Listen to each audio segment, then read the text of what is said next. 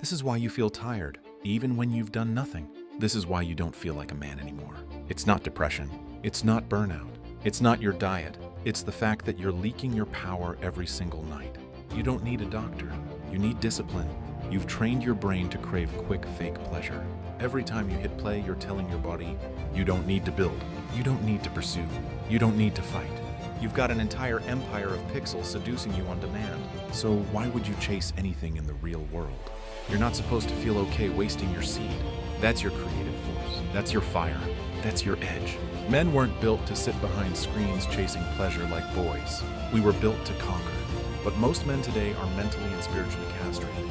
You used to have dreams. You used to walk with confidence. You used to look women in the eye with strength. Now you hide in shame. You scroll in silence. You close tabs before anyone sees. Wake up. No one's coming to save you.